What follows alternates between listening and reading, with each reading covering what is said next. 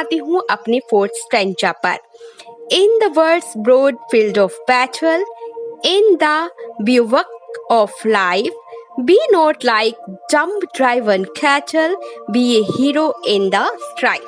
अब मैं इसका हिंदी अनुवाद करती हूँ।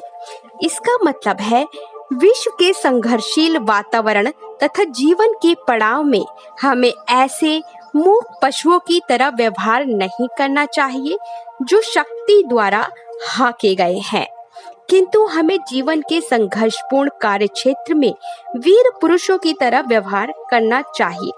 मतलब कवि कहना चाहता है कि इस संसार के बड़े से लड़ाई के मैदान में और इस लाइफ के खुले डेरे में जहाँ कोई टेंट वगैरह नहीं है, ऐसे जानवर बनकर मत चलो जैसे कोई आपको चला रहा हो, जिसको भेड़ बकरी की तरह हर कोई हाँक रहा हो। भेड़ बकरी की तरह डंब बनकर अगर कोई तुम्हें ड्राइव कर रहा है, वैसे बनकर मत चलो। अपनी लड़ाई के हीरो तुम खुद बनो। अब मैं आती हूँ इसके फिफ्थ स्ट्रेंजा पर। Trust no future however pleasant, let the dead past bury its dread, act in the living present, heart within and good overhead। अब मैं इसका हिंदी अनुवाद करती हूँ। चाहे कितना भी भविष्य में आनंद क्यों ना हो, उस पर हमें विश्वास नहीं करना चाहिए। हमें गुजरे हुए भूतकाल की भी चिंता नहीं करनी चाहिए, बल्कि अपने हृदय को मजबूत बनाकर दृढ़ निश्चय के साथ ईश्वर पर विश्वास करके वर्तमान काल में ही हमें कार्य करना चाहिए। मतलब कवि कहना चाहता है फ्यूचर की आप चिंता बिल्कुल भी मत करो, फ्यूचर पर बिल्कुल भी भरोसा मत रखो, पास्ट की भी चिंता मत करो क्योंकि वो भी मर चुका है, वो भी तुम्हारे प्रेजेंट पर कोई असर नहीं डालेगा। बल्कि काम करो, आज में काम करो, प्रेजेंट में जीना सीखो, ऊपर जो गॉड है उस पर पूरा भरोसा रखो। अब मैं आती हूँ अपने सिक्स्थ स्ट्रेंजा पर।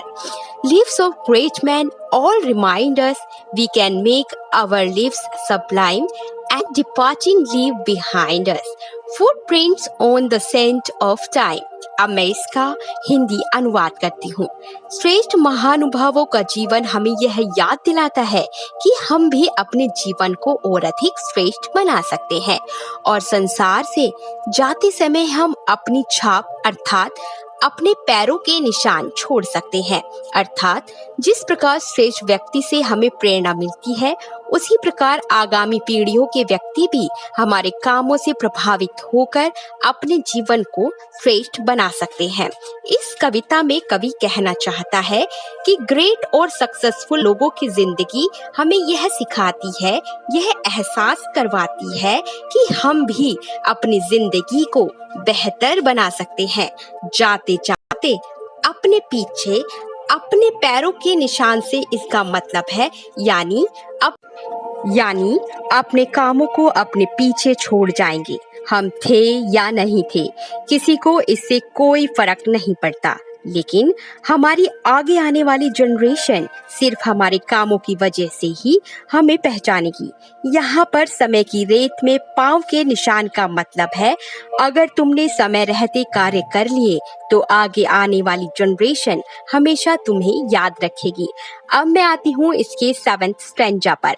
Footprint that perhaps another sailing over life, Solomon Main, a forlorn and shipwrecked brother, seeing shall take heart again। अब मैं इसका हिंदी अनुवाद करती हूँ। कोई दूसरा व्यक्ति जो जीवन के गंभीर समुद्र में तैर रहा हो या ऐसा असहाय भाई जिसका जहाज समुद्र में डूब गया हो, शायद हमारे पद चिन्हों को देखकर पुण्य साहस बटोर सके।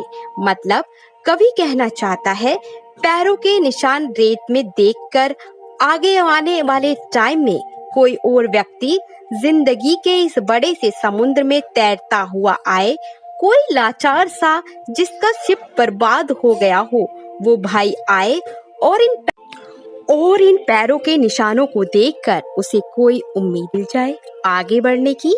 अब मैं आती हूँ इसके 8th स्ट्रैंजा पर। इसका 8th स्ट्रैंजा इस प्रकार है। Let us then be up and doing with a heart for any fate, still achieving, still pursuing, learn to labour and to wait. अब मैं इसका हिंदी अनुवाद करती हूँ।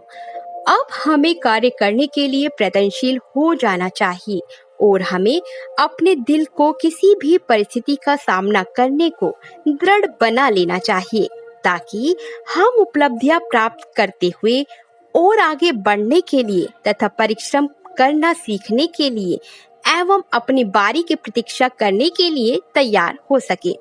एक बार मैं आपको इसका हिंदी मीनिंग दोबारा से बता देती हूँ। चलो अब खड़े होते हैं और काम करते हैं, किसी मौत का इंतजार नहीं करते क्या होगा या क्या नहीं होगा। बहुत सी चीजें अचीव करनी है, बहुत सी चीजों का पीछा करना है, हमें कई चीजें सीखनी चाहिए, किसी तरह मेहनत करनी है और समझदारी से रिवॉर्ड का वेट करना है। और हमें इस मेहनत का क्या रिवार्ड मिलेगा, हम क्या रिवार्ड मिलेगा, इसकी प्रतीक्षा भी हमें शांतिपूर्ण तरीके से ही करनी चाहिए।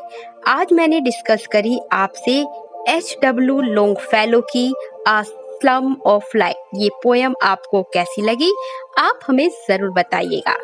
तब तक के लिए धन्यवाद।